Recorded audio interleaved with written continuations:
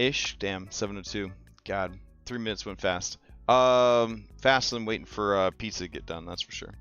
So we're doing another VODCAST 2 weeks in a row because we're trying to break some kind of record, I guess. And we're going to talk about Pathfinder 2e, Mythic, Paragon, Hazard,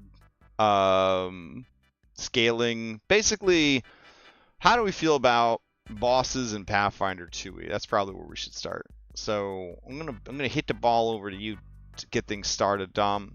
It's been almost 2 years, right? How do you feel?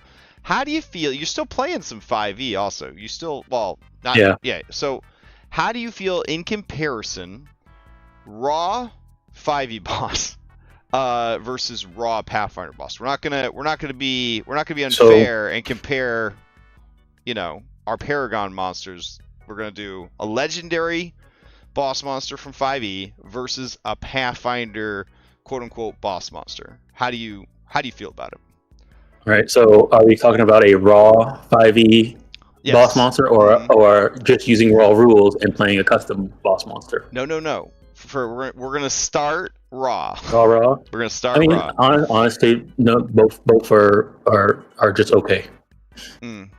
Yeah, agreed. Both are just okay. If it's just a boss monster by itself, yeah, both are just okay. But the boss encounters that I like the most are the ones that aren't just one boss. So you don't like big solo boss monsters? You prefer in TTRPGs? Not really. I rather have multiple targets and have to either focus target something, or maybe this person who's good at this part take care of those minions, and this person who's good at this part take. I feel there's more teamwork. I guess if I were to say one thing, where the only part that PF2 Raw kind of outshines 5e is that at least there's still that teamwork aspect with their raw bosses. We're trying to hit those bosses, right? We have to work together to try and hit it. At least there's that. Yeah. In 5e, there's no teamwork, and that's the part that I like the most in TTRPGs, especially on boss fights, is teamwork. All right, fair enough. How do you feel about legendary actions in raw 5e versus not having legendary actions in Pathfinder 2e revised versus sort of having legendary actions in the Starfinder revised playtest? So I will say that the way they sort of made it in the Starfinder thing, just to clarify, is that there was a hazard, and the hazard scaled depending on the number of enemies that were in there. So if you had if there's four people, it had 3 actions. If there was 5 people, it had 5 actions. If it was 6 people, it had 6 actions. So that's the way the hazard scaled. But it wasn't just the boss by itself. It was two creatures. It was the boss and its hazard. But the hazard was the one that scaled. And the hazard was basically a layer action in disguise, right? You could say it's a layer action, but it had its own initiative and everything. Yeah, so it was pretty much a layer action, but it was scaling in Action Economy based on the number of enemies, number of PCs that were there. Okay, which is the part that seeing Pathfinder do that was surprising. But in terms of legendary actions, no legendary actions, or having the sort of a layer action that scales. I think legendary actions I'm not really a fan of because they're a little bit too limiting. Oh yeah, they're way too limiting. And then not having them, you can have some really cool if you design the monster well enough. Even not having legendary actions, if on their turn they have a lot of cool stuff they can do, it's not that bad. When I ran that vampire dragon, a one shot boss fight, it was a single boss with no actions, but when it had its turn, it was very devastating. But he had a lot of cool things he can do as a spell casting vampire red dragon. So which was where it came for. So as long as the monster's designed well, I can be okay with no legendary actions, but it does make it just a slog to try and hit the thing. when you end up having, a tough monster that needs to survive long enough in Pathfinder in order to be exciting. That was my experience thus far as both a player and a DM with bosses in Pathfinder, was that the fights either felt frustrating or pointless. And the reason that it felt frustrating or pointless, but not both, is like, we fought some stuff in Abomination Vaults. It's gonna haunt me for the rest of my life. Like it was like, I was like, wow, is this how it feels to be a player in one of my games? Because man, this feels like I'm kind of fucking, I'm a little scared here. This. Don't they know about challenge rating? Like, don't they know about a counterbalance? Like this doesn't feel right. These monsters are +3. Like these are +3 monsters. This isn't right.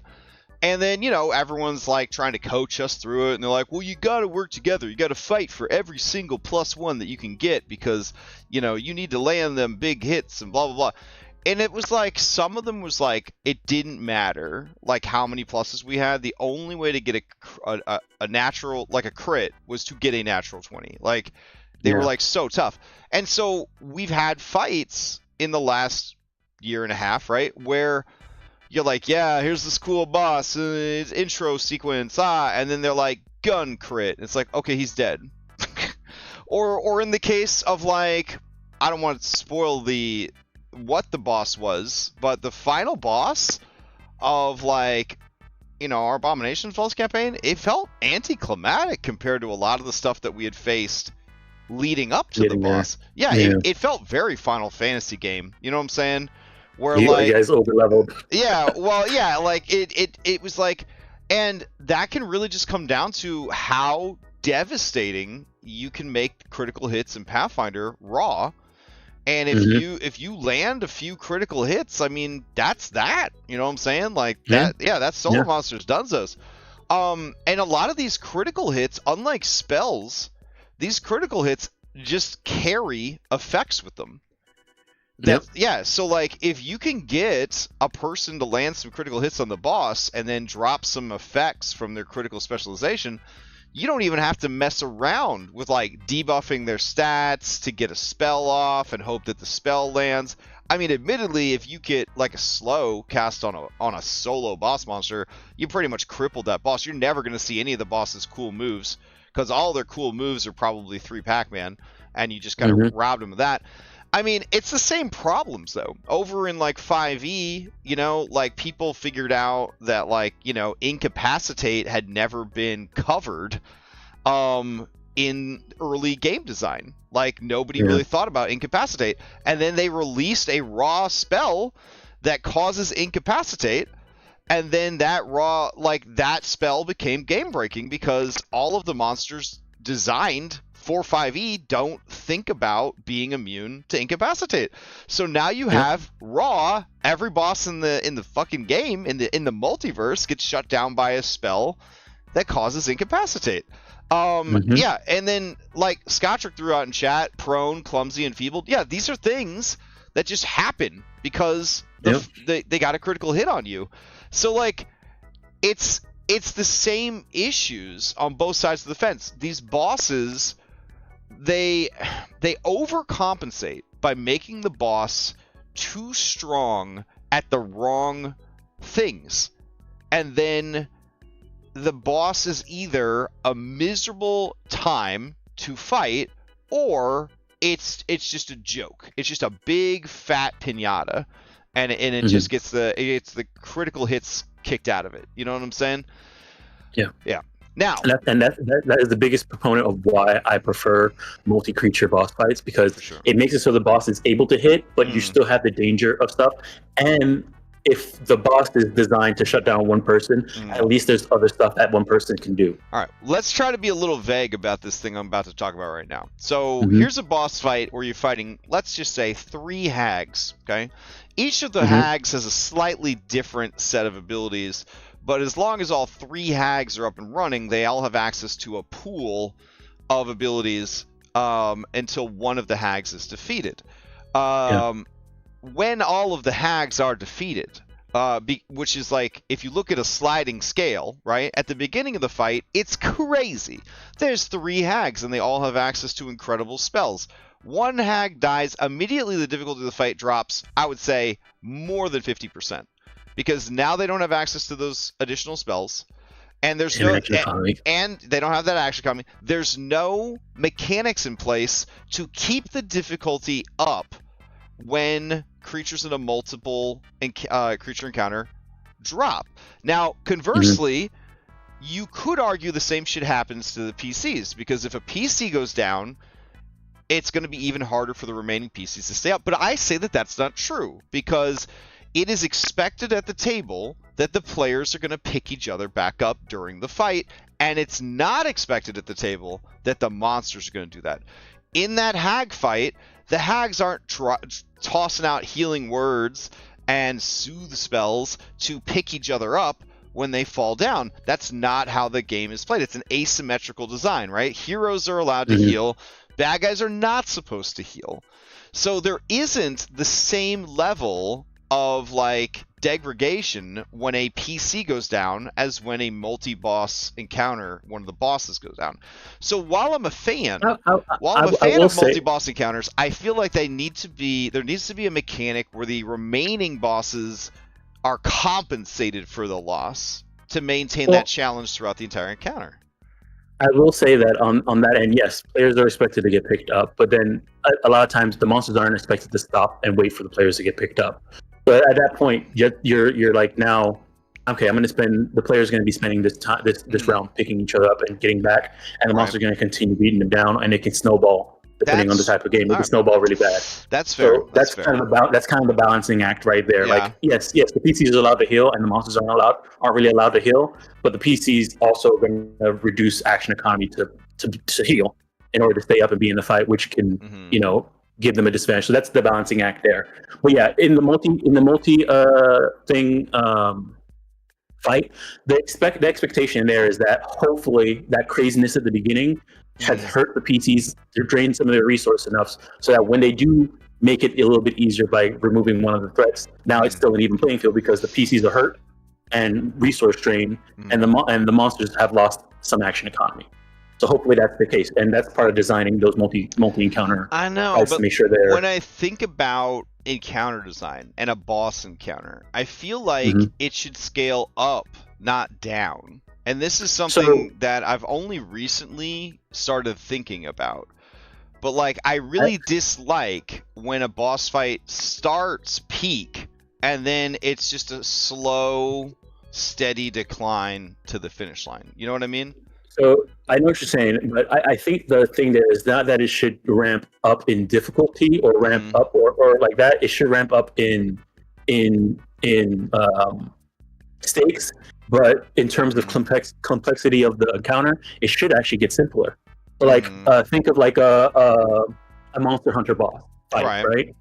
As you're beating up the monster, yes, you're cutting off pieces, and the monster's getting simpler. It doesn't stop them from wrecking you with their one hit. They enrage. They still, they still can run around fast. They might get tired at some point, but what ends up happening is that maybe they have less abilities, but those abilities still hurt. I got you. And so now you as a player, okay, they only have, instead of having a bag of 5 tricks, they have a bag of 3 tricks. Those 3 tricks still hurt, but I know I only need to worry about those 3 things now as a player. So it makes it less complicated, but still keeping the same level of difficulty. I see. Okay. And you prefer that to a fight that gets increasingly difficult as it goes. You would prefer a fight that becomes simpler, but the challenge is attrition, is what you're saying. So the trick with trying to ramp up a fight is that at that point, like unless you're okay with just whatever happens, but at that point as a GM, you're kind of like, okay, I'm gonna make this harder after they already got hurt. Is this gonna cause a snowball effect where they just fail? Right. Well, or do I need to do something in the background to like make some adjustments to make sure can the system support that is the other thing, right? Yeah. Because the expectation in Dungeons and Dragons and Pathfinder is that the fight gets easier as it goes, right? So if you started running encounters where it got harder the longer the fight went on, there would be a lot of groups, I think, that would wipe because they are used to going Nova at the very beginning of a fight, right? Because that's when it's the most difficult, right? You want to drop everything up front. You want to try to end it as quick as possible. You want to burn them down. You want to keep the bad guy on their back foot, right? So that they're like, oh shit, I don't want to die. I'm going to play more defensively. That gives you, as the players, an opportunity. And we've seen the reverse countless times over the last few years, right? Where God forbid Dragon wins initiative, right? God forbid Dragon wins initiative, because now the whole fight is recovering from that initial breath weapon that it managed to nuke everybody with. Yeah. So like, I don't know. We're getting ahead of ourselves though, because I did want to. Yeah. Oh, okay. Just to kind of go one more thing on that. The idea is this: instead of ramping up, it should stay difficult, but still maintain interesting by changing stuff up if that's what you want to keep it exciting, and maybe the stakes go up, but not necessarily difficulty, if that makes sense. So like in the case of this hag fight, when that one hag goes down and they lose access to that magic, maybe there's a threat in the battle that takes the PC's attention. So now, the hag died, but now the ritual is sped up because the hag sacrificed himself for the ritual, and now they need to do something about it. I got you. Okay. Like, what ends up happening is that it's not that the encounter got more difficult. The difficulty stayed the same, but what is causing that difficulty changed. And that comes with the whole alternate win conditions type of thing that we've always been talking about, that we having difficulty putting in. But listen, but yeah, I've been working hard on that. I have been working hard on that. I swear to God. I will say that that last Outlaws game that I saw, where there was an win condition there. Yeah, I mean, I didn't design that one, but I did run it. So I mean, I was happy to see it. I was happy to see it. So okay, we compared Raw. 5e Raw is too limited. That's what you don't like about legendary actions. Is legendary actions too limited? It's like they could do 3 specific things, and often the price of doing things costs 2 or 3 legendary actions, and it's not worth the price. In most of the design, it's not worth the price they pay. So they're basically getting 2 activations. One for their turn and one for a kind of okay ability that took all 3 of their legendary actions. But the lack of legendary actions over in Pathfinder, I feel, forces you, when you run a solo boss, to run one that is 3 levels above the party, and then you're dealing with a different set of problems, because you want that monster to survive several rounds so it can do cool things. But by choosing a monster that can last several rounds, you're also kind of taking in some real heavy math that is swingy. It's still swingy. You know what I'm saying? The math is so swingy. Honestly, like a real simple thing that maybe if you don't really want to try and do a bunch of changes and stuff like that, is just pick an easier boss and just like give it more hit points. Give more hit points. Yeah, I've been saying that since the fucking beginning. Like I was like, why run a +3 against this? Why not run a +2 and just give it 150 more hit points? Like, and then when that crit happens and they see the bar go down really hard, that's gonna be exciting, Right. Yeah. I mean, if I'm in a fight, I'm gonna be honest, I'm a monster sympathizer, you know that. If I'm in a boss fight and we land a critical hit and I watch the boss's hit points go down more than half from one critical hit, I'm sad. Okay. I'm like damn, that feels bad. It shouldn't feel bad. I'm one of the good guys. I should be really happy about that. But I'm like, shit, I was looking forward to this boss. And then it's 2 crits and he's done. That's a Pathfinder boss. 2 crits and they're done. And I was just like, I don't know. So we got tired of 5e raw bosses real fast. Our Lord and Savior Giffy Gliffy came down from the mountain of England or whatever, and he presented to us the Paragon monster. And the Paragon monster was the legendary monster that we always wanted, like the true king of monsters, the Paragon monster. And the Paragon system is so good because you can give a monster 1 Paragon action, you could give him a number equal to the number of PCs -1. You could just say they have an unlimited number of Paragon actions. They're the craziest monster in the world. You have that flexibility there to give them a really active action economy or a somewhat more active action economy. And I think it's really cool. If you are running a multi-monster fight, they can have a shared Paragon economy pool. I've done that a number of times when I run multi boss fight monsters or multi-boss fights or whatever. They do a shared Paragon, economy or whatever. And the Paragon action is like, you can do pretty much anything. They're like, here's a whole list of things that you can do with your Paragon action. So you have, as the GM or the DM or the storyteller, you have the flexibility now to have the monster do more interesting things. And I really like that. I also like that the Paragon defense system is there. And I think we kind of evolved the Paragon defenses a bit differently than Giphy originally had them set up. But legendary actions are, let's be honest, absolute bullshit.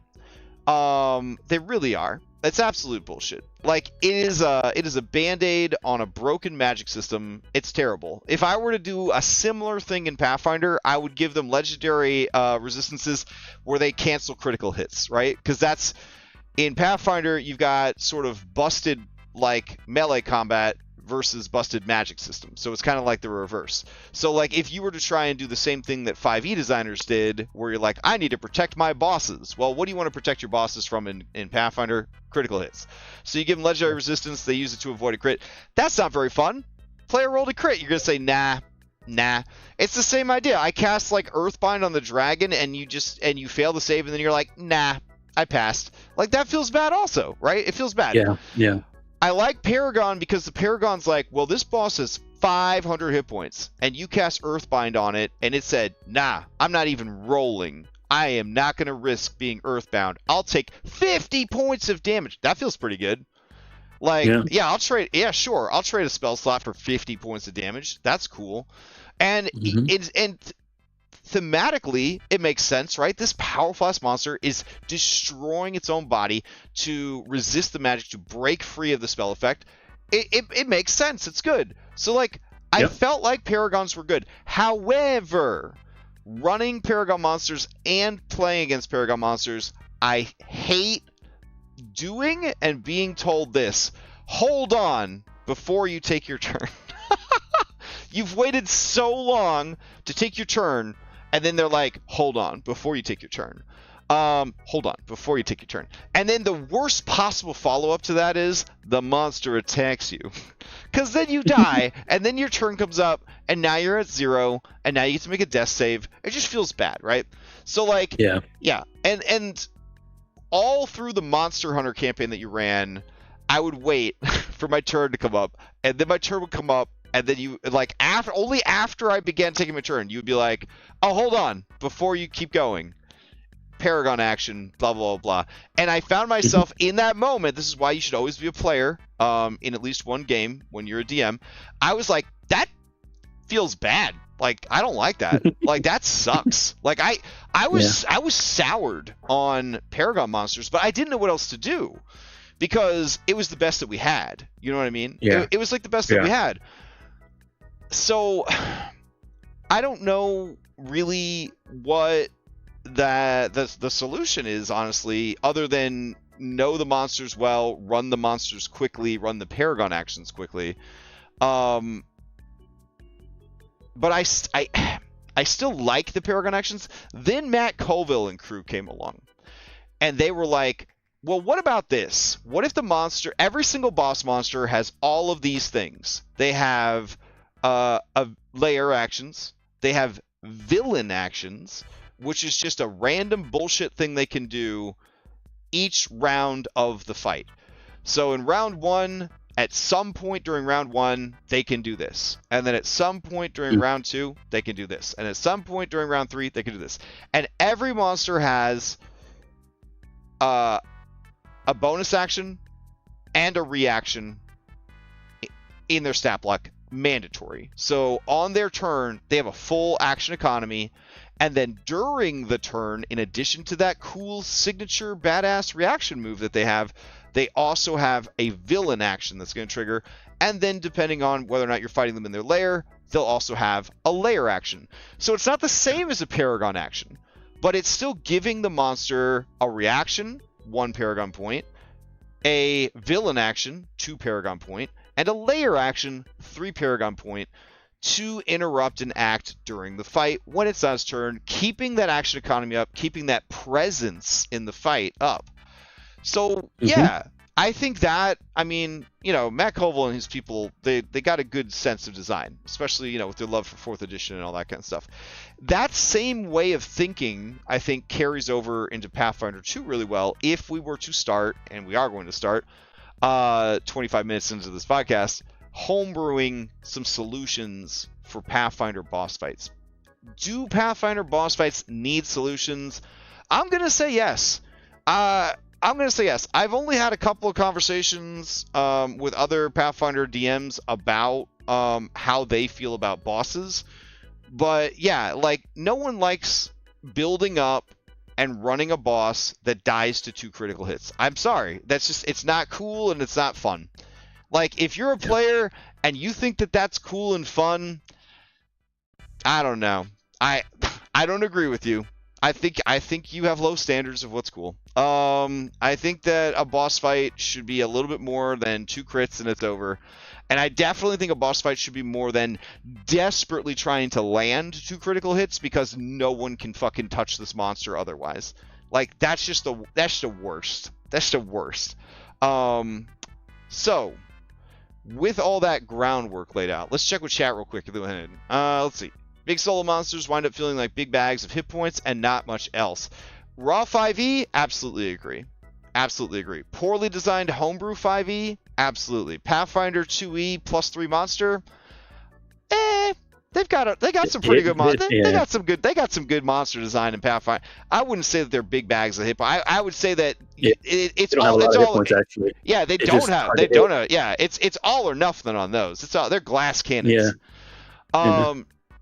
Let's see. Thinking of Odyssey with what you did with Trellis and Septia. I agree. That was a fun multi-boss fight where if one died, the other one got cool abilities to make up for the other one dying, and vice versa. So if you killed one, if you killed the sister, then the brother basically had nonstop healing. And if you killed the brother, then the sister had like super spiritual guardians activate.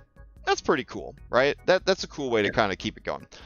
And you see in that the fight didn't get necessarily harder, but it did remain as difficult as it was when you were still fighting him. That's what I'm trying to go for. Yeah, I don't mean that. Yeah. I don't want the fight to always. Yeah, I don't want the fight to get harder. The ideal would be in a multi-boss fight. It remains hard throughout, and we discussed this when we were doing that Chimera design, like 3 months ago or whatever, right? Where if the heads are dying, is that anticlimactic to the fight because you're just making the fight feel easier. And we came up with a mechanic for that, which is like mounting rage or whatever, right? So as it's getting more and more damaged, yes, it's losing options, but it's also gaining strength.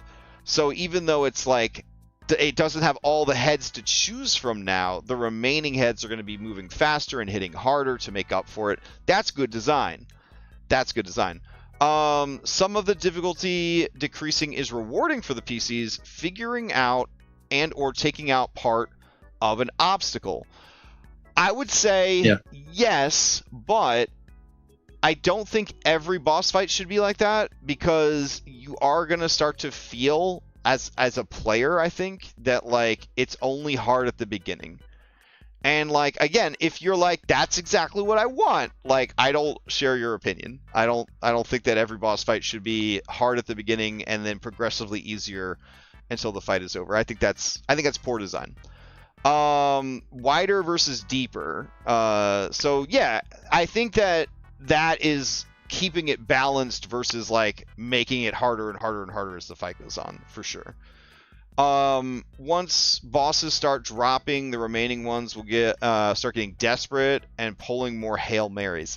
I'm not 100% sure what that means because the monsters all have stat blocks, and I don't know any stat blocks that have Hail Marys on them. I mean, if you mean like a Pathfinder 2e boss will use its third Pac-Man to roll a map at -10, I mean, I guess that's a Hail Mary.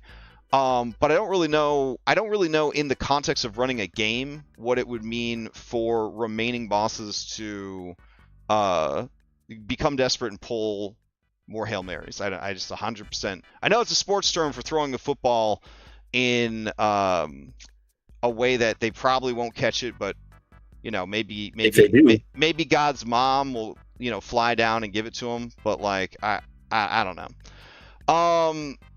One thing that could combine the two approaches is to reskin multiple lower level monsters and present it as a larger monster with more actions per round that does different things. And we did, I think, have that in this document, where you take different monsters and hazards and you dress them up as a single monster. So let's jump into that. All right, we have this document here. I've been working on this document for a little while. Cryptic Muffin brought something up about legendary actions on Pathfinder monsters, and I mentioned that I had been working on this kind of stuff. And then you mentioned that you had been looking at hazards as monsters because of your Starfinder revised playtest. So, a mythic monster represents a big goddamn fight and should always be paired with the Paragons system. A mythic monster should not be used lightly and should represent the end of a campaign or major arc or a crazy optional side boss. So this is a thing in Pathfinder 2e. I wouldn't ever say make every boss this strong. You roll a random encounter and it's like there's a group of bandits and there's a bandit captain. Don't turn the bandit captain into a mythic monster. Like this is for like the big heavy hitters of your campaign should be these kind of mythic monsters. Or I guess if you're running the upcoming mythic hero rules, I guess make everything a mythic monster. I don't know. Remember, when designing a mythic monster, you are basically creating 2 back-to-back boss encounters with no real opportunities to rest and heal or recover resources. The temptation is to make the second half of the boss fight the easier part, but that is anticlimactic. Always favor making the first half of the fight easier. I would say after our discussion, or just, the same level of difficulty in both fights, but different flavors of difficulty, right? Like the first fight was difficult. Yeah, the first fight's difficult for one reason. The second fight's difficult for another reason. And if you haven't caught on yet, mythic monsters are from Mythic Theros and the Dragon supplement or whatever. They basically say that when a monster drops to 0, it gets half or all of its hit points back, and then it unlocks some new moves, which to me is cool, but also kind of lazy design, because like you're basically fighting the same monster again, but the monster has a couple of more moves, and like, I don't know. I mean, just, it's weird, right? Because like the monster could have just had a shitload of hit points and a bloodied value, and then when it gets to bloodied, it unlocks those moves. That's essentially what they're saying with a mythic monster in 5e D&D. What I'm proposing for mythic monsters in Pathfinder is that you're literally having like 2 boss fights back to back, which is, I don't know if the system can even support that. Which is part of it's part of what I'm saying. So I would say for that, if you look at the encounter rules, they have those moderate, severe, and extreme things, and they're all like there's a lot of math there and stuff like that. Yeah. But really, all it's saying is that hey, if you make an encounter based off of the monster's level and it's moderate, this is moderate for a party that's completely fresh and ready to go in. That's moderate. If a party goes in here not fresh, then you can consider it maybe moderate plus or severe. Okay. But a severe encounter is still a balanced encounter. You know what I mean? So like, you start with a moderate plus, they get the shit kicked out of them, but they win, and now they're rolling into a second moderate plus, but it will feel severe. It will feel severe, nice. And that's how the math works. Nice. So like when people are saying like, you have to have your PCs sit down for hours to heal up for the next encounter. You don't have to. Right. You do not have to, because if the next encounter is moderate, that just means that the next encounter might be severe if they didn't have time to rest, which is perfectly fine. And that's why if you look at some of these APs, you're inside of a dungeon, it's just a bunch of moderate encounters all over the place. In case they chain together. Right. Yes. Yeah. And the reason why they do that is because, yes, they don't expect you to sit there and rest for an hour to get into the next moderate encounter. They expect when you get to that next moderate encounter, it's designed this way so that it feels severe, which is still a balanced encounter. Yes. Okay. Gotcha. Yep. All right, let's see. Paragon monsters without Mythic can be used more liberally for mid-bosses and alpha monsters the PCs might encounter. Paragon monsters can be run alongside other monsters, but until you get a feel for how well these work in your games or how well your PCs can manage them, be careful adding too many extra monsters. You can always have reinforcements show up mid-fight if you need the spice. Monsters as hazards is a fantastic way to create winnable combat against a seemingly unbeatable foe. You can also learn a lot about good boss design from how hazards are designed and built. So that's sort of the what are we about to talk about in this design doc, right? We're covering a couple of different things. So a mythic monster. When the monster drops to 0, instead of dying, it regains all hit points, activates a mythic surge, and then you, of course, drop your second Dark Souls health bar using boss bar or whatever, and then you change the music so they know that, like, shit's getting real, right? When there is a surge, one or more of the following can happen to the monster. It gets all its hit points back. It gains new actions and abilities. Environmental or battlefield changes might happen. So now the volcano's erupting. So not only are you still fighting the dragon, but also the volcano's erupting. So now you roll out a hazard. Like you didn't have a hazard in the first half of the fight, now you do. An entirely different, but still similar stat block. Now, there's a certain guy named Esther, who was a great example of this. He had a melee fighter-centric stat block, and then when his mythic kicked in, his physical body is destroyed, his ghost starts flying around, and now you're fighting. This isn't spoilers because that's actually not raw from the adventure, so I can spoil my own content. And then he's flying around afterwards, and now you're fighting this kind of spellcasty ghost motherfucker, right? It's still the same guy. He still operates in the same mentality of, like, he's not afraid of coup de grace. He's not afraid to knock you off the boat into outer space. He's not afraid to do any of that nasty jerk stuff in either form. It's the same guy. It's the same vibes. It's the same feel. It's a completely different fight. So that's the kind of thing you could do with a mythic where it's not the same monster, but it is the same monster. Because the party is essentially fighting the boss twice in a row without a chance to rest, if you intend to have a monster be mythic, consider giving the first form notable debuffs such as reduced AC and or damage vulnerabilities. And this kind of goes with, in my opinion, of making the first half of a mythic fight much easier than the second half of a mythic fight. That's just my opinion. Flavorful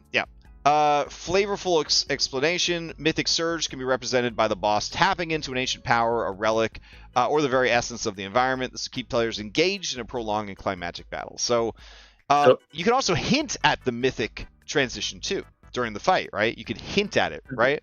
There's a thing in Final Fantasy 14 that's kind of similar to this, where bosses have phases. A lot of people call them door bosses, where you have to beat the first boss to get to the real boss. Nice.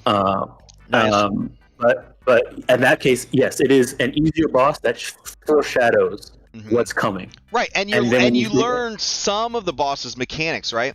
It's the anime equivalent of during the mythic transition. Yeah, this is not my final form. Let me take these leg weights off, and now I'm gonna kick your ass. If you're running, I don't know, let's say Curse of Strahd. That's an adventure that has a big bad guy who's full of himself. That would very much be a great way to do a mythic phase transition. Is he reaches up and he unclasps his fucking cloak and he tosses it aside because it was weighing him down. You know what I'm saying? Now, dust off his fucking hands. Now he'll fight you. Now that you've done 250, burst out of his back. Now that exactly. Now that you've done 250 damage to him, he'll fight you for real. Like, people remember that shit. You know what I mean? Like, it's iconic. It's iconic. All right. So during the mythic phase transition, allow the heroes to do one of the following. So when you are describing, like, he takes off his cloak and he tosses it aside and bat wings burst from his back, or, you know, his body disintegrates and his vengeful spirit rises up from the ashes of his body and another stat bar drops. This is when the players get to do something to maybe get themselves back into the fight. So, recover hit points equal to twice their level plus their con modifier. Or, if they don't need to recover hit points, they can gain temp HP equal to twice their level. This is useful for getting PCs at 0 back into the fight, right? You don't want to miss the second fight. Or they can stand up from prone without provoking reactions. Or they can step 10 feet, ignoring difficult terrain, which allows them to get a little reposition in. And one ongoing status effect that can be ended with a successful flat check. So you got ongoing poison, you got ongoing fire, you got ongoing soul damage. Just end it. Just done. Fresh start. It's been plaguing you for the entire first half of the fight. Pick up or equip an item. Raise shield. Right? So that seems like a nice list of things that you could do in response to a boss doing a phase transition or whatever. Alright, mythic abilities and templates. Each boss should have 2 or more unique actions, traits, or abilities that they gain after the mythic phase transition, making them more dangerous, and then there's some examples below. So, offensive abilities, mythic auras. Auras are great. If you're not using auras in your game, Pathfinder 2e love auras. Fucking every undead's got a fear aura built in. Auras all over the place. Mythic reactions. Mythic buffs, so just passive things that, you know, they're faster now, they're stronger, they're better. And then there's an example of how you could tack that stuff onto a lich, for example. All right. Any questions about Mythic? You've read over the document, right? Okay. Yeah. Let's see. Go Paragon. So Paragon actions. Pathfinder 2e bosses benefit greatly from Paragon actions to help control the action economy. One of the things I don't like about Pathfinder bosses after 10 to 12 years of running D&D monsters with their legendary actions and then their Paragon actions is it just feels there's a lot of pressure to do everything right on the boss's turn. And I know that sounds like maybe I sound like a baby when I say that, but like I feel a lot more pressure to do a great turn when the boss comes around. I've gotten so used to Paragon actions allowing bosses to be sloppy. Do you know what I'm saying? Because in Giffy's design, he wants you to be more sloppy with Paragon monsters, right? He wants the Paragon monster to run over here and threaten the sharpshooter, even if they'll take some opportunity attacks to do so, right? Because the monsters are built tough to take the hit, right? He wants the monster to literally spend a whole round showboating, right? To be like, I'm not scared of you. This is how fucking tough I am. He wants the monster to pick up a rock and throw it, even though it's a suboptimal move to do. And like, you don't feel bad making those decisions if you know that they have Paragon actions to fall back on and they're going to keep the pressure up. Yeah, and they have the HP to support that style of play. Coming over to Pathfinder 2e, I feel like I'm playing chess against 5 fucking Russian computers. And like, if I don't make the right choice on the boss, it's going to die, and that's going to be it. That's the boss. And like, like the players will be like, yay, we killed the boss so fast. And after years of fighting Paragon monsters, it probably feels pretty good to kick the shit out of the boss monsters, and that's fun. But like, I want memorable bosses, right? I don't want monsters where they're like, who was that guy that we killed with 2 gun crits? You know what I mean? Like, I want there to be like, I want the boss fight to be an experience. You know what I'm saying? I want it to be an encounter that they remember. Anyways, let's see. So the simplest way to do this is to copy this Starfinder, and I thought that the Starfinder was not using hazards. I thought it was actually giving them more action points. So this is actually wrong, but I'm gonna just roll with it anyways. It did give a creature more action points because there was more PCs. It just didn't give it to the creature; it gave it to the hazard. Well, this is how I'm proposing we do it. So listen up. Yeah. All right. So the monster gains a number of action points each round equal to the number of player characters plus 1 or PCs and active viable NPC allies, because Pathfinder gives you a lot of useless NPCs. Gives you a lot of useless NPCs. So against a party of 5 PCs, a Paragon monster would have 6 actions. That seems crazy, right? Here's the thing.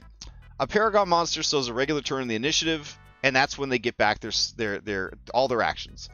On its turn, a Paragon monster can only use 3 action points and any quickened or free actions it might have available. So if it's hastened, it can still... It takes like a normal turn. It takes like a normal turn. It takes a normal turn. That's what these words are trying to say. It takes a normal turn. Yeah. A Paragon monster always burns through 3 Paragon actions on its actual turn. If a status effect would slow, stun, or somehow reduce the action points, this triggers on their turn. Again, a normal turn, right?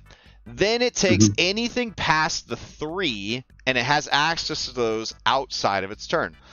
So a Paragon with 6 action points who was slowed 1 would start their turn, get only 5 Paragon actions instead of 6. They would then spend only 2 on their current turn. Status effects like slow and stun do not impact or impede a Paragon monster's ability to act in between turns, which is something called a Paragon interrupt. So here's all the things I'm proposing that a Paragon monster can do with its abundance of action points, which it's not really that much of an abundance, but here you go.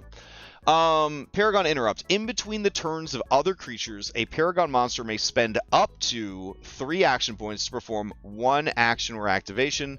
A Paragon monster cannot use free actions in between turns unless reactions trigger them. So they can't just spam free actions like in between every single turn. This would allow a monster, if on its turn it didn't do all the things it needed to do on a following turn, in between turns, or reposition itself, or intimidate you, or get up from prone, or any number of things, right? It's still limited by access to how many times per day they can cast a spell, how long the cooldown is for the breath weapon, which in Pathfinder the breath weapon cooldown is pretty punishing.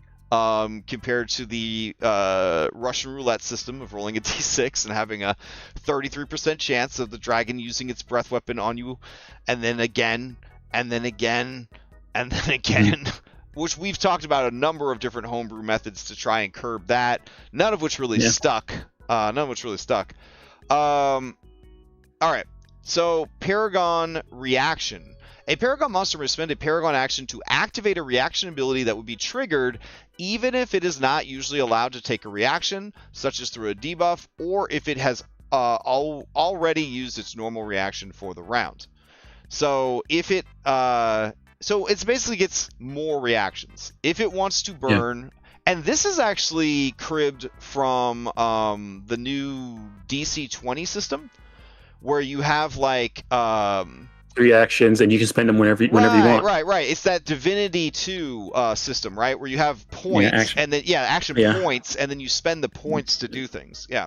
Do things, yeah. So if you have a reaction, you can spend all 3 of your points on 3 reactions.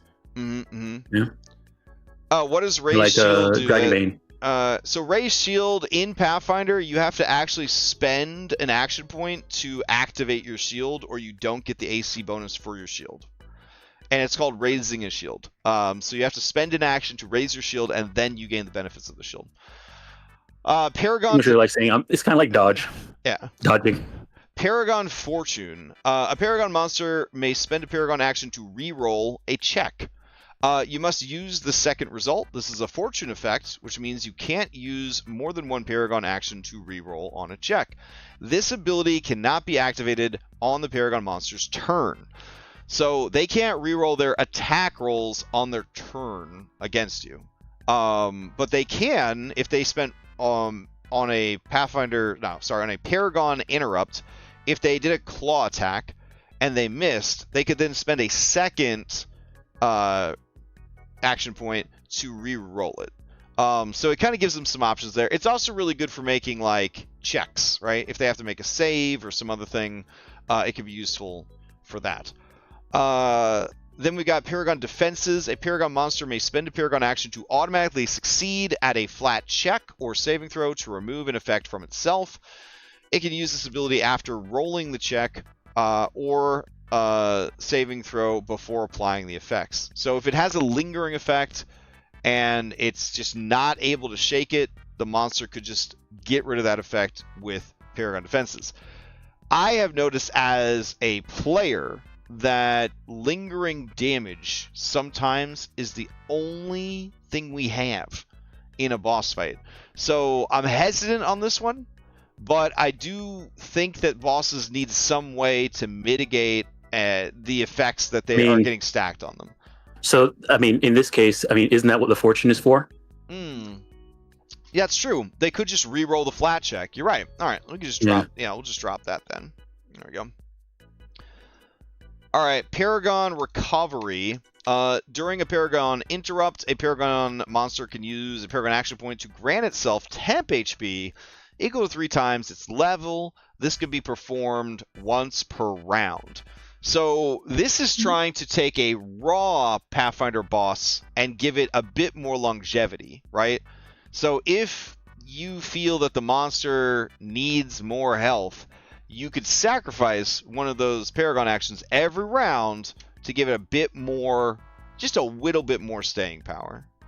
So I think probably a better way to do that is just use those action points to do something defensive as the monster, like get in a better position, stand up from prone, right? Do those things, and those are like more exciting than just giving them temp HP. Then just giving temp HP and healing and all that jazz. Yeah, that's fair. Yeah. Okay. Yeah. And then finally, tactical retreat. During a Paragon interrupt, the Paragon monster can spend a Paragon action point to take a stride, burrow, fly, swim, crawl action. Movement from this action does not provoke reactions. So that kind of gives them a chance to move around the field. Is that too strong? You think that's too strong? I mean, they can use up to 3 of their Paragon points when they do a thing. I think it's okay. A party of 5, a Paragon monster would only have 3 things to work with in between turns. It would only have 3. I don't think it's too bad, but the other way you could do this is just add step to that. And they can spend 2 actions on their turn on that interrupt to like step and stride. Yeah. Or step twice or step and stride. But I mean, this is also just really good. I mean, you could also, maybe a creature has the mobile feat, not the mobile feat, but like the mobile ability. If a monster has the mobile ability where as long as they move half their speed, they don't trigger reactions on moves. So like, I mean, this could be really, there's things that monsters might have that make this better. I would say just instead of making it not trigger reactions, I would say add step there, and then monsters that have the ability to be dodgy and stealthy like that could just take advantage of this. So with their normal ability. The issue I do have with this is if the monster tries to flee, right, and it's using tactical retreat to flee, there's no way they're going to be able to keep pace with it if it's moving 3 on its turn and then interrupting to move and move and move. You know what I'm saying? Yeah. So we ran into those issues with Giphy system. Maybe this is just a free step. Oh, okay. So tactical retreat during a Paragon encounter, a monster can spend a Paragon action point to, and they can step as many times as they want during that. They can spend as many actions they want when they interrupt to like step 3 times, and that'll be all the Paragon actions. But at least they can get into a defensive position. I feel like they should get a 10. I feel like they should get a 10-foot step because most monsters are like kind of big, and like a 5-foot step ain't shit. Well, you know what I mean? I mean, it's a lot for a PC who usually don't have reach, unless they have reach. When they have reach, then yes. But like a monster stepping 5 feet back, that's a creep. That's everybody else having to remove. Like pretty much you're slowing everybody by having them have to move forward to hit you. Fair. Okay. And it happens you can before the fighter runs up to you, you end your turn to the fighter right before the fighter's the melee person's turn. You interrupt and step. Right, especially if you look at the map and you're like, oh, he's not gonna be able to reach me if I move 5 feet, and then you just interrupt and step back 5 feet. I got you. All right. Yeah. All right, now we get to your system, which is bosses as hazards, which is also hand in hand with multi-part monsters as hazards. So combination of yes. Right, so I kind of put through it. Okay, so the idea here is that whenever I prefer multi-creature boss fights rather than a single boss, and for 2 reasons. One, it's a little bit more. I think it's more interesting because people have other things to do when instead of just all focusing down this boss. And 2, it's usually easier to hit the main bad guy because they have minions. Their level is lower. Their AC is more in line with the players, so they can have a better chance of hitting. And it's more fun when your stuff lands and stuff like that. That's true. So the idea here is to, instead of when you make your boss fight, design it as an encounter with the same number of enemies as your PCs, or maybe like 1 less. So like your boss fight's supposed to be severe, and you have a party of 5 creatures at the level of their thing. It might be like 1 creature that's +2, and like 2 creatures that are like maybe at level or maybe -1, something like that. Mhm. So that's 3 monsters, right? Your party of 4, you have three monsters total. Those 2 monsters, you just take their HP, add it to the boss, and make them into hazards. Okay. And the hazard part, you just narrate the hazards as being part of the boss. So like I gave an example in the little comment I gave here. Like say you're fighting a gunslinger with a turret on his shoulder that's automatic. I mean, you just make that sort of a hazard that's in the background. It rolls its own initiative, does whatever it needs to do, but it's on the boss. And it shares the boss's HP. So like they fight the boss. Sometime in since it rolled initiative, sometime in the middle of the fight, its turn's going to come up. It's going to do its thing. It has its 3 actions as a creature, as a hazard. Normally it'd have, but it's considered like a level 4 monster. So or like a level -1 monster. So in this case, it's not going to be doing the craziest thing, but it's going to be there all the time, putting pressure on the PCs. So you say all the time, and that it shares HP. So is there a way to get rid of this minion hazard? Yes. So as a hazard, the idea is that like every other hazard, there's ways to disable hazards by succeeding on maybe 3 successes on a disabled device. So say you're fighting this gunslinger that has the auto turret on his back that's shooting people. Maybe whenever he's off guard, it can be disabled device. All you do is spend 2 actions and a crafting check or a thievery check, and you have to succeed on that 2 times. I mean, I'm okay with a player if the player is like right now, they really can't do anything on this boss because maybe it's resistant to the damage it has or something like that. Yeah. Or they're just really bad. They're not really good. They're not a fighter. They don't have the +2, and they're rolling really bad today. But they're a master in crafting, and so maybe they get up behind them and like, okay, this auto turn is really messing us up. We can attack the boss, and the boss just doesn't do anything. But maybe I can try. Can I disable it? And then you can add some of that 5e BS sort of thing in this boss fight, which could be more interesting to the players. Where like, okay, how many times have you in Outlaws have somebody said, wait, we're fighting a clockwork? Can I do something with crafting to do something to it? Oh my god, my biggest regret, and I have quite a few regrets running it as as raw as I have, was because I was new to the system. I didn't want to try like anything, right? I just was like, I'm gonna run it raw, I'm gonna run it as this.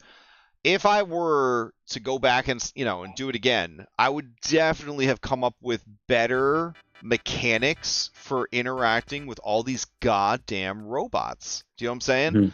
And you can probably see in the sessions that I've been running now, they're like, well, can I hack the horse? And I'm like, sure, yeah, go for it. Hack the fucking horse. You know what I'm saying? Like, yeah, go for it. Yeah, do it. I mean, I'm okay with you spending 2 actions instead of trying to kill the thing to help everybody do teamwork. Yeah, exactly. So, and that's the idea. So the monster gets the HP to survive. They get the action economy because it's sort of a fight with 4 creatures now, because those things are there. All the PCs can focus on the boss. So that boss can be it's big bad. I'm by myself handling all 4 of you. PCs have options on doing extra stuff to help the boss fight, and at the end of the day, it's still a encounter that's balanced for this type of fight. It's still a severe encounter. This is your proposition for a solo boss, right? Is to disguise the environment. Solo encounter. Okay, so disguise the. You can even make all the things on the boss. So you can make say the boss has like a bandolier of throwing knives, and one of the hazards is that 3 knives get thrown out. Yeah. And so it's just them being really good at throwing knives. So on this initiative, all of a sudden they just throw out like a Phantom Knives or something like that. Okay. And that's a thing. It doesn't necessarily have to be the environment. It could be the boss, but the boss is also a hazard and a creature at the same time. The boss and the way I'm kind of a hazard. Okay. So the way I'm kind of dubbing this is called hazardous bosses or hazardous creature. Okay. Instead of a Paragon monster, it's a hazardous monster. Okay. I got you. Yeah. So the boss itself is a hazard as well as a creature, and you can, do your thing. And so I'm planning to do this in Strength 1000. So you guys might run into one of these soon at some point. I know I have I think 1 or 2 in book 2, sort of set up. So you guys will run into this eventually. But at the end of the day, because what kind of triggered this for me is that because I have 5 players, I got to go ahead and make adjustments to the encounters for 5 people. I didn't want to just press the elite button, which makes things harder to hit. Yeah, so I would always add more monsters, but like some of these places are really small, and if it's a final boss, if it's like a solo boss, I don't necessarily want to always add creatures. So this is where and we kept on talking about hazards before, so I was like, okay, why can't I just throw the hazards on the boss? And I like where you're going with this, for hazardous monster as like a solo monster. But I also feel that it has some of the same shortcomings that you pointed out for a 5e legendary monster, right? Because you still don't have that flexibility, right? Because like the gun turret is the gun turret, right? It doesn't do anything besides what it's supposed to do, right? The gun turret has you have given the boss a bunch of actions. It doesn't necessarily have to be one hazard too. So in the case of this one single boss, go find 2 other different minion creatures, and just make them invisible and turn them into a hazard. Now they have their full on action economy inside their thing, the 3 actions. You can have them do whatever they need to do besides move.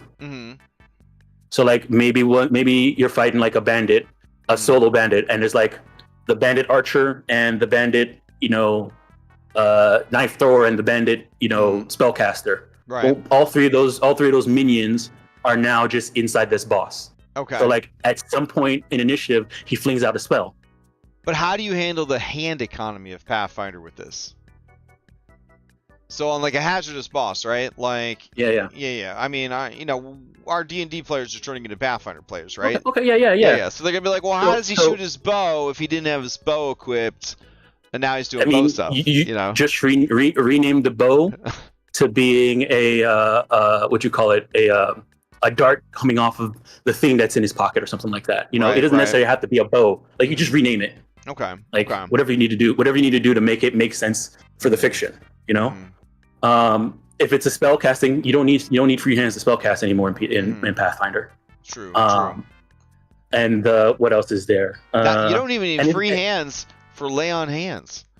Yeah, you don't. Which I think they renamed to like Holy High Five or something. I'm not sure, but it was like something like that. Yeah. So the way I'll this is behind the scenes a little bit. The way I'm doing it is that if I were to design this as a multi counter fight and pick out minions, I'm just turning those minions into hazards and hiding them. And they still use their attack. So like even though the boss is like acting so fast that they're throwing out this knife while their hands are full, they're doing it at, instead of their full attack, they're doing it at like less, because really it's not them throwing it, mathematically wise. Right. It's this minion that was throwing it. So like, yes, this monster is doing all these extra stuff, but they're not doing it at their best, because they're doing a lot because they're fighting a bunch of people by themselves.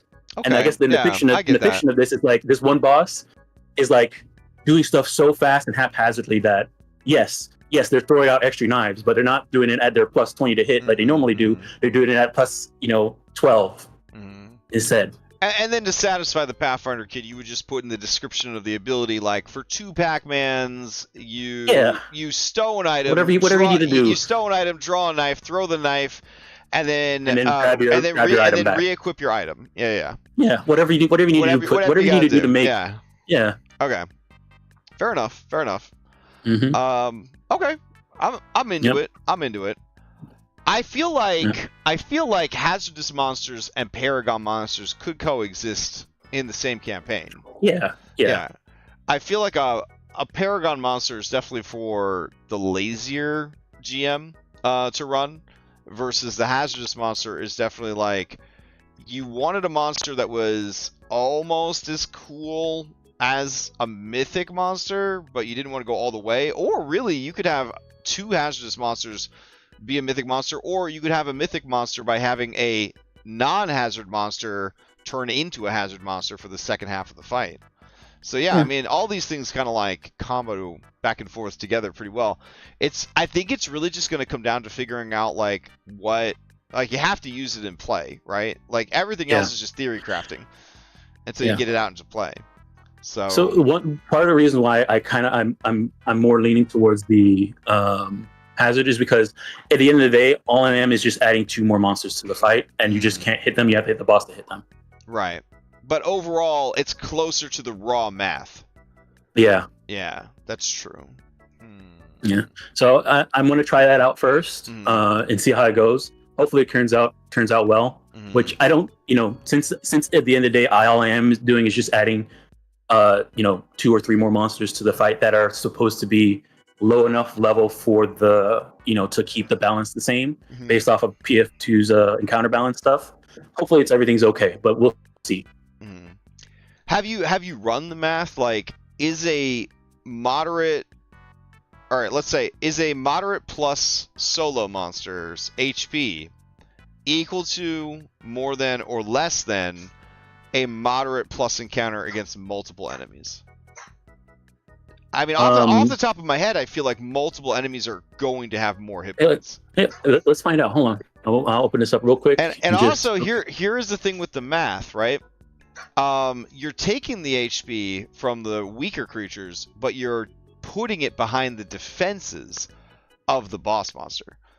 Remember, because this encounter is designed to be that level, that boss is not a +3 monster. Right. That boss is weaker because it's so in the case of like a boss fight, if you were to have one creature and want it to be severe, right? A full-on severe encounter for one monster. It's probably a APL +3. The APL +3 has like 2 more AC than you guys are normally supposed to hit, and you guys are gonna be missing all the time. And yeah, the HP might not be there, but if you were to fight an encounter that has 4 monsters instead of 1, that's supposed to be that same thing. All those monsters need to be like 2 levels lower, right? At least, or you have one that's maybe it's APL +2, but the other creatures with it are like, APL -1.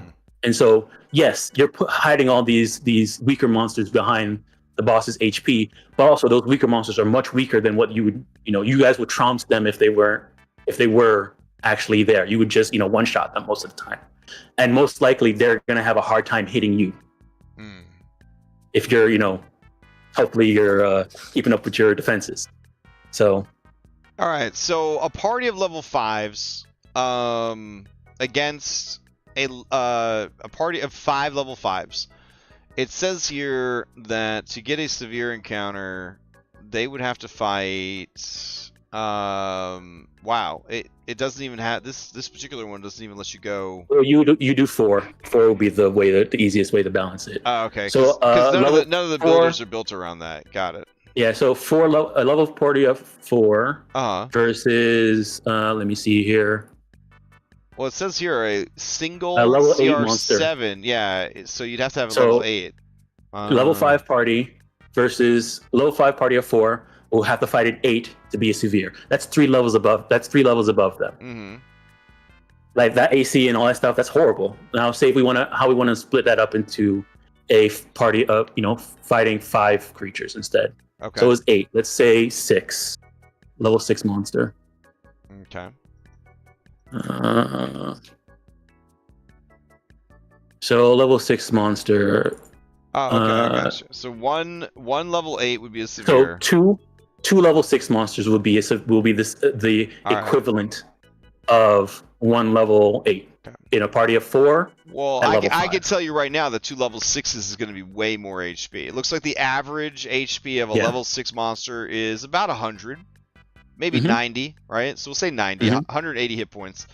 So if we go back to the single level 8, it looks like the average HP here is somewhere around 130. That's what I'm eyeballing here. There's the occasional weirdo of this giant Joro spider that has 200 hit points. But yeah, it seems to be an average of like 120. So we said it was 90 each on the 6 on average, so 180.